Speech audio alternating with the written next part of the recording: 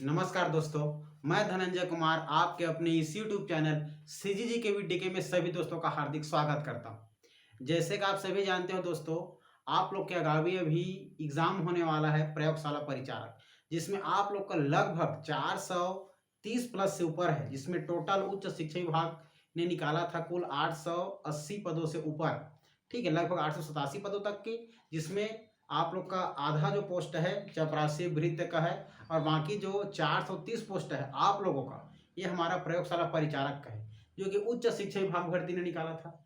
उस उच्च शिक्षा विभाग भर्ती एग्जाम कंडक्ट नहीं करा पाएगा, उसको आप लोग का व्यापम कराएगा। ठीक है, तो जो लोग फॉर्म डाले थे प्रयोगशाला परिचारक की, वो सभी लोग तैयार रहिए, क्योंकि इसी हफ्ते या इसी महीने में आप लोग का सितंबर के महीने में, ठीक है, आप लोग का अपडेट आएगा कि व्यापम में आप लोग का जो लोग उच्च शिक्षा विभाग भर्ती में पे फॉर्म डाले थे, क्या करोगे, अपडेट कराओगे करके व्यापम में। और वही लोग फॉर्म को अपना अपडेट करा पाएंगे जो लोग प्रयोगशाला परिचारक में क्या किए थे, फॉर्म डाले थे उच्च शिक्षा विभाग की वेबसाइट पर।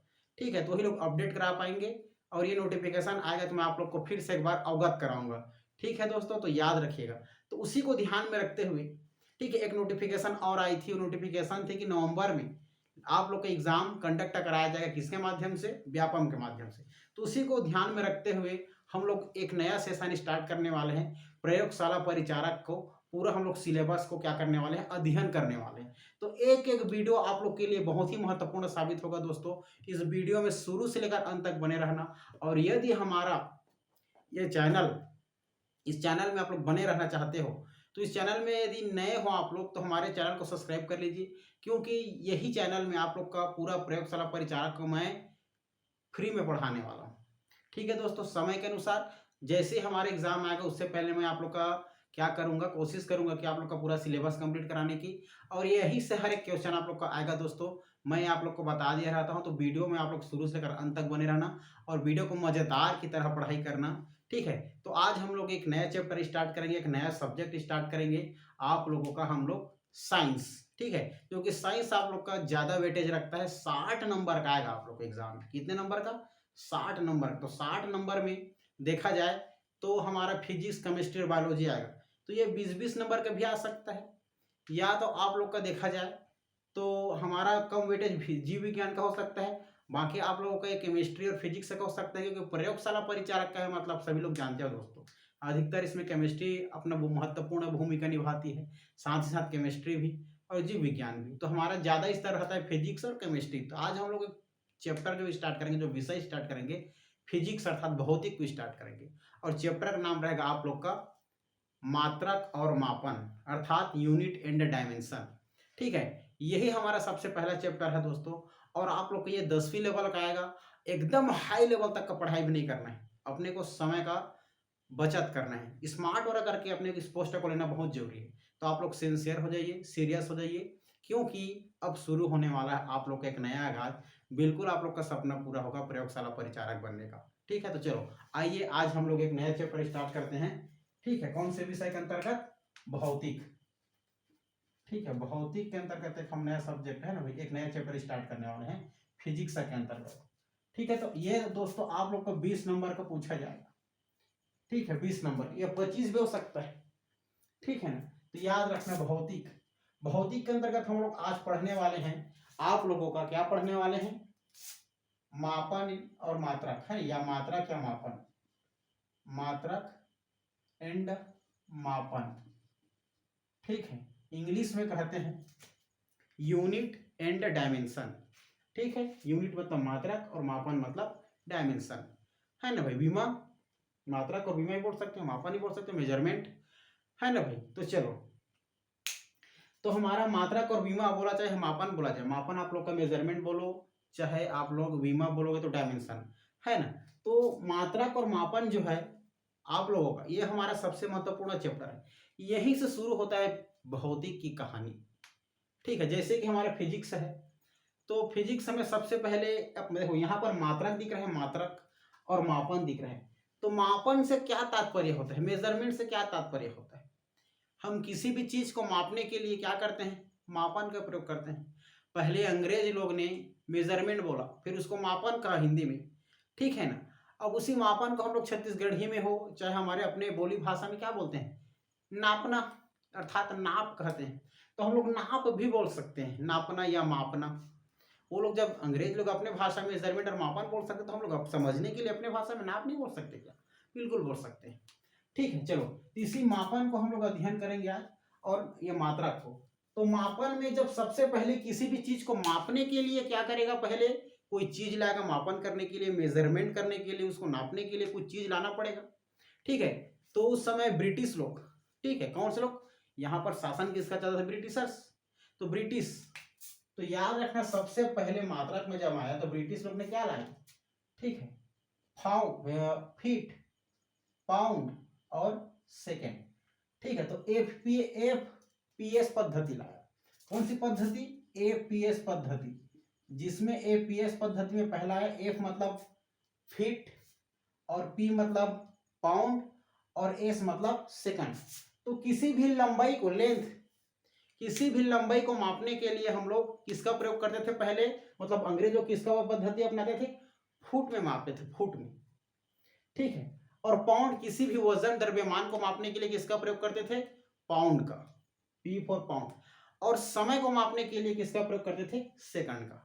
ठीक है, तो पहले किसी भी चीज को मापने के लिए, लंबाई को मापने के लिए फीट का प्रयोग करते थे, फुट।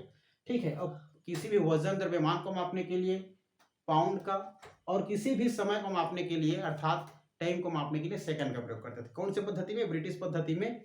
ठीक, याद रखना ब्रिटिश, इसको ब्रिटिश पद्धति भी कहते हैं, ब्रिटिश लोग लाए थे इसलिए ब्रिटिश पद्धति भी कहते हैं। ठीक है, ये हो गया हमारा पहला पद्धति। फिर लेकिन अब किसी भी चीज को जब हम मापेंगे, मान के चलो अब कोई लंबाई है, अगर लंबाई मापते हैं तो फीट में अगर हमारा कहीं पर मिस्टेक हो जाएगा तो कितना होगा, सोचो अगर 50 फीट मिस्टेक हो गया बोलने से कितना बड़ा का घाटा हो जाएगा। तो फीट को और सरल करने के लिए वो लोग किसका प्रयोग किए, दूसरा में, याद रखना दूसरा में दोस्तों आप लोग का फीट को किसी भी लंबाई को मापने के लिए सेंटीमीटर का प्रयोग किया गया, और किसी भी वजन और द्रव्यमान को मापने के लिए आप लोगों का किसका किया गया, ग्राम का प्रयोग किया गया, किसका, ग्राम का। और किसी भी समय को मापने के लिए तो सेकंड तो काफी है, और एस। ठीक है, तो याद रखना फिर यही एपीएस बदल करके आप लोग का छोटे रूप में यूनिट में मापने के लिए हम लोग किसका पद्धति को अपनाए, सीजीएस पद्धति में, और ये फ्रेंच पद्धति कहलाया। ठीक है, फ्रेंच पद्धति कहलाया। ठीक है, तो किसी भी लंबाई को मापने के लिए किसका प्रयोग करते थे, सेंटीमीटर का। किसी भी आप लोग का वजन को मापने के लिए ग्राम, ग्राम कितना ग्राम, 100 ग्राम, 200 ग्राम, 1000 ग्राम बराबर 1 किलोग्राम, है ना। तो किसका वजन को मापने के लिए ग्राम का, जी फॉर ग्राम। और एस, समय को मापने के लिए एस मतलब समय, है ना, सेकेंड का प्रयोग करते थे। तो ये फ्रेंच पद्धति कहलाया। फिर यही चीज आकर के अब सोचो, थोड़ा अच्छा लगा, ये थोड़ा ज्यादा लंबा लगता था और थोड़ा कठिन लगता था। अब उसके बाद ये आप लोग का सेंटीमीटर, ग्राम और सेकंड थोड़ा अच्छा लगा। लेकिन व्यापारिक लोग, हमारे भारत देश एक व्यापारी लोगों का क्या है, देश है ना, व्यापार चलता है, आयात निर्यात चलता है। तो किसी भी लंबाई को मापने के लिए उसे और छोटे यूनिट की जरूरत पड़ी, किसी भी वजन को मापने के लिए और छोटे पार्टों की जरूरत पड़ी, भार की जरूरत पड़ा, और किसी भी समय को मापने के लिए सेकंड ही काफी रहा। समझ रहे हैं। तो याद रखना वो लोग अब सेंटीमीटर को और छोटे यूनिट में मापने के लिए मीटर में मापे। मीटर, मान कर कोई कपड़ा को लेना है तो सेंटीमीटर मापते मापते छोटा छोटा कितना मापता, इससे अच्छा मीटर में ही मापना शुरू किया वो। ठीक है, तो सेंटीमीटर कपड़ा को मापने के लिए क्या कर दिया, लंबाई मापने के लिए, लंबाई को मापने के लिए मीटर का प्रयोग किए। फिर वजन को मापने के लिए ग्राम का प्रयोग करते थे। तो ग्राम से वो लोग क्या किए, किलोग्राम में मापेंगे। क्या बोले, किलोग्राम में मापेंगे बोले। ठीक है, तो क्या आ गया, जो छोटे ग्राम था उसको हम किलोग्राम में मापेंगे बोले। फिर जो समय हो तो सेकंड से ही मापेंगे बोले। ठीक है, तो इसी को फिर व्यापारिक पद्धति भी कहा गया, व्यापारिक। अब व्यापारिक लोग प्रयोग करेंगे तो, है ना, साथ में इसी को मीट्रिक, मीट्रिक पद्धति भी कहा गया। समझ रहे हो। इसी प्रकार से धीरे धीरे धीरे धीरे लंबाई को, वजन को अर्थात द्रव्यमान को, या किसी प्रकार के समय को मापने के लिए पहले एफपीएस पद्धति आया, फुट, पाउंड, सेकेंड पद्धति। सेकंड में उसके बाद फ्रेंच वालों ने सीजीएस पद्धति लाया जिसको सेंटीमीटर, आप लोग का ग्राम सेकंड पद्धति कहा गया या फ्रेंच पद्धति कहा। फिर उसको और ज्यादा अच्छा समझने के लिए व्यापारिक लोग ने और छोटे छोटे चीजों को मापने के लिए किसका पद्धति किया, मीटर, किलोग्राम और सेकंड का। समझ रहे हो, यही आप लोग का व्यापारिक कह रहा है, क्योंकि व्यापारिक लोग प्रयोग किए इसको। अब सोच को देखो एक चीज को, बहुत बड़ा कपड़ा है, लंबा है ना, जिसकी लंबाई बहुत ज्यादा है, माप नहीं पा रहे हैं। तो माप नहीं पा रहे हैं तो समझना आप लोग, उसको मापने के लिए हम लोग क्या करेंगे, पहले फुट से मापेंगे क्या, 1 फुट 2 फीट। अगर कहीं का मिस्टेक हो जाए तो कितना फुट का मिस्टेक हो जाएगा, कैसे करोगे, चलो कोई बहुत ज्यादा हो जाएगा। लेकिन सेंटीमीटर में अगर हो भी जाएगा मिस्टेक, उसको तो आप लोग चलो कुछ सेंटीमीटर का हुआ है ना, ये चल जाएगा। लेकिन अब ज्यादा ही छोटे हो जा रहा था, तो उसके थोड़ा सा और मीडियम लाने के लिए एमकेएस पद्धति लाए, जो जैसे कि हम लोग किसी भी लंबाई को मापने के लिए मीटर लाए और किसी भी वजन द्रव्यमान को मापने के लिए किलोग्राम से मापेंगे बोले, और किसी भी समय का तो सेकंड ही चल ही रहा है, ये काफी है, समझे, क्लियर है। तो ये चीजें ये हो गया। फिर इसी का एक नया रूप आया, ये व्यापारिक पद्धति को और एडवांस लाया और छोटे रूप में मापने के लिए, जिसको पूरा भारत हमारा पूरा दुनिया क्या करेगा, प्रयोग करेगा। इसी एमकेएस पद्धति को ठीक है एडवांस के रूप में एसआई पद्धति में क्या कर दिया गया, लागू कर दिया गया। एसआई पद्धति जिसको हम लोग क्या बोलते हैं, अंतरराष्ट्रीय पद्धति बोलते हैं अंतरराष्ट्रीय पद्धति, ठीक है, एसआई यूनिट, ठीक है, अंतरराष्ट्रीय पद्धति बोलते हैं। और यही इसका एडवांस रूप है, ठीक है ना, कि इसका एमकेएस का एडवांस रूप क्या है आप लोग का पूछा जाएगा, तो एसआई पद्धति, अंतरराष्ट्रीय पद्धति। और यही अंतरराष्ट्रीय पद्धति के अंतर्गत बहुत सारे राशियां आती हैं, जिसको हम लोग विभिन्न प्रकार के मात्रकों से मापेंगे, छोटे छोटे राशि, उसको राशि को हम लोग मात्रक के रूप में कुछ संकेत देंगे, याद करेंगे, समझेंगे कितना किलो है, कितने लंबाई है, कितना समय है, समझने के लिए, ठीक है। यही ऐसा ही अंतरराष्ट्रीय पद्धति आएगा, ठीक है, जिसमें हम लोग का पहला चैप्टर आता है भौतिक राशियां। यही अंतरराष्ट्रीय पद्धति के अंतर्गत हम लोग बहुत सारे राशि को मापेंगे, ठीक है, याद रखना। तो ये हमारा फुट को मापने के लिए किसका प्रयोग किया गया था, तो ये हमारा किसी लंबाई को मापने के लिए, ठीक है, लंबाई मतलब लेंथ, ठीक है, लंबाई मतलब क्या होता है, लेंथ। और जैसे पहले लेंथ आ गया आप लोग का, लंबाई को मापने के लिए पहले फुट का प्रयोग किया गया, फिर सेकंड में आप लोग का सेंटीमीटर में, फिर थर्ड में आप लोग का मीटर का। फिर उसी प्रकार किसी प्रकार द्रव्यमान को, वजन को मापने के लिए, भार को मापने के लिए हम लोग पाउंड लाए, पाउंड के बाद है ना, फिर टाइम को मापने के लिए सेकंड आए, जिसको हम लोग क्या बोलते थे, एलपीएस या एफपीएस बोलते थे, है ना, एफपीएस बोलते थे। तो याद रखें, इसमें मुख्य रूप से लंबाई आया, द्रव्यमान आया, द्रव्यमान के साथ आप लोगों का समय आया, ठीक है। इसी को तीनों को हम लोग मापते चलेंगे, किसी भी चीज को मापेंगे तो लंबाई मापेंगे, किसी भी चीज को मापेंगे द्रव्यमान मापेंगे, किसी भी चीज को मापेंगे तो समय को मापेंगे भाई, है ना। यही तीनों चीजों मेन तो रहेगा हमारा।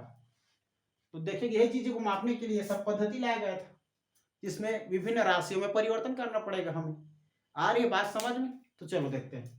अब इसी को एडवांस रूप एसआई पद्धति आया, एसआई पद्धति, इंटरनेशनल पद्धति, है ना, किसका एडवांस रूप है करके पूछा जाएगा, तो आप लोग का एमकेएस पद्धति का ये एडवांस रूप है, ठीक है। जिसमें एसआई पद्धति को देखा जाए तो इसको हम लोग विभिन्न राशियों में मापेंगे, ठीक है, इसमें विभिन्न भौतिक राशि में एसआई मात्रक को हम लोग देखा जाए विभिन्न, इसको भौतिक राशि मापेंगे, विभिन्न भौतिक राशियां, विभिन्न भौतिक राशियां इसके अंतर्गत आएगा। वो भौतिक राशियां इसके अंतर्गत कौन कौन से आएगा, सबसे पहले तो भौतिक राशियां क्या है जानना पड़ेगा, ठीक है। सबसे पहले क्या जानना पड़ेगा कि भौतिक राशियां क्या है। देखो भौतिक राशियां ऐसी राशियां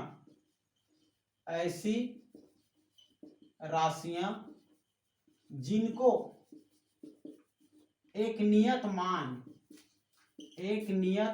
द्वारा दर्शाया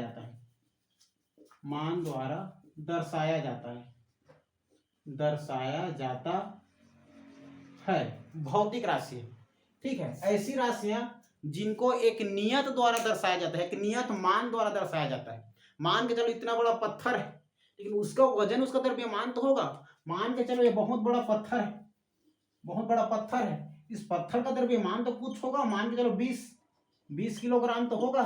तो इसी बड़े पत्थर को हम लोग उससे क्या किए, हम लोग एक द्रव्यमान के रूप में मापे, एक नियत मान के रूप में हम लोग दर्शाए, यही उसकी राशि है।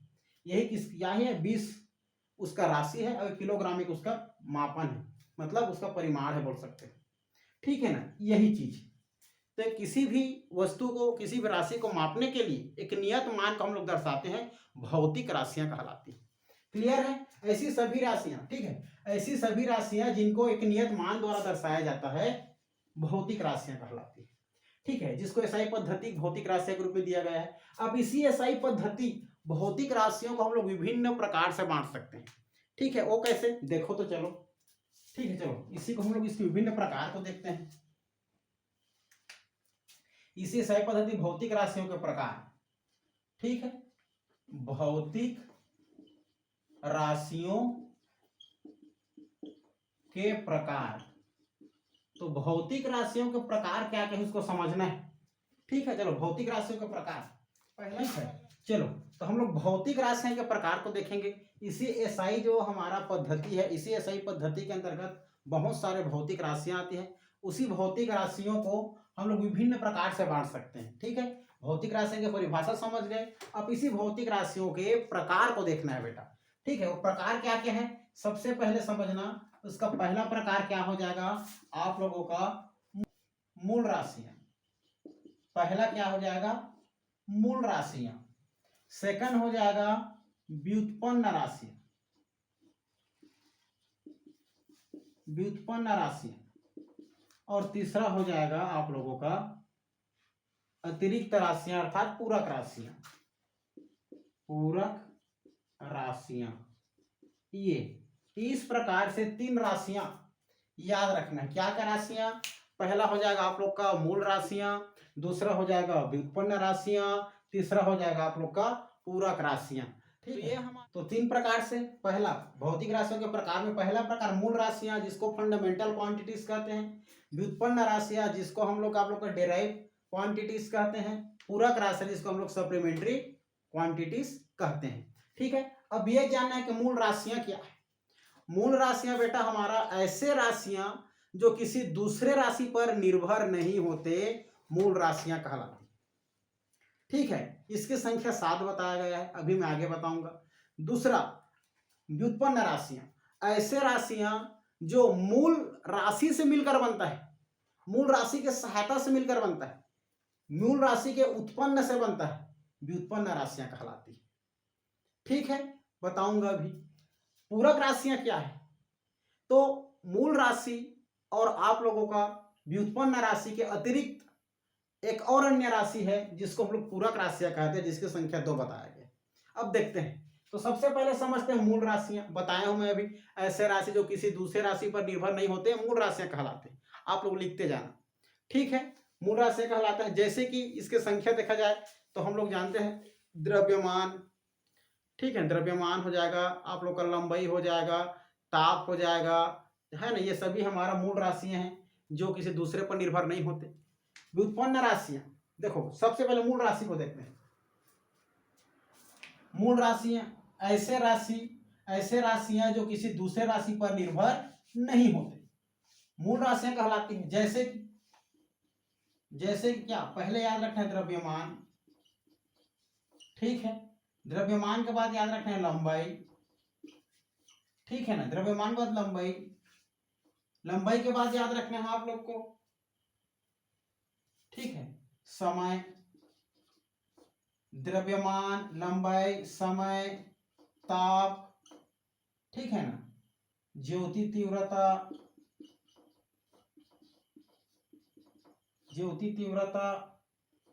विद्युत धारा,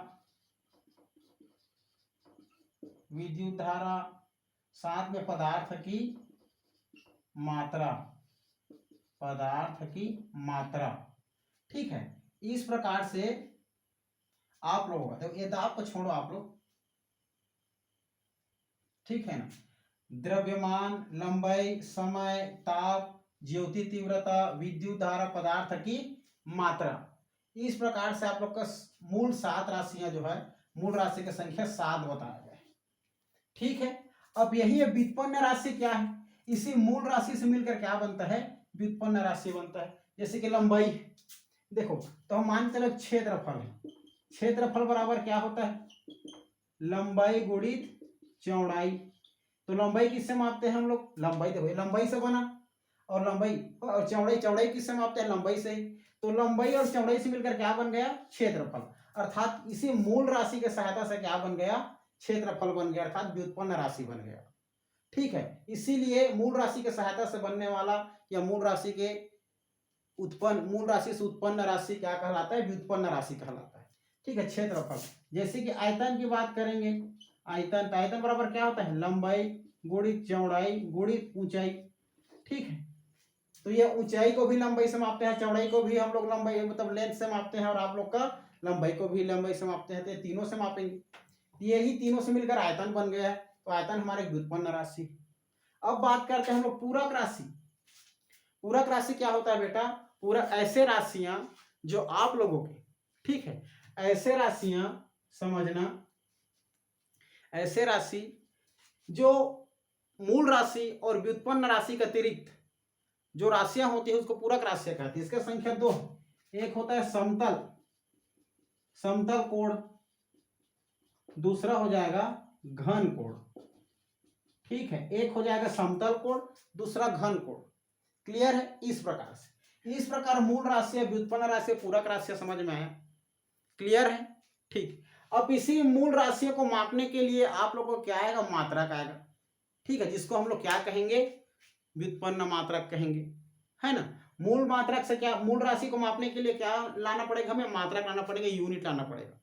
ठीक है ना, तो चलो अब देखते हैं हम लोग इन मूल राशियों के मात्रक को देखें कि द्रव्यमान का मात्रक क्या है, लंबाई का मात्रक क्या है, समय का मात्रक क्या है, ताप का मात्रक क्या है, ज्योति तीव्रता, विद्युत धारा, पदार्थ की मात्रा का मात्रक क्या है, सबको समझना पड़ेगा हमें।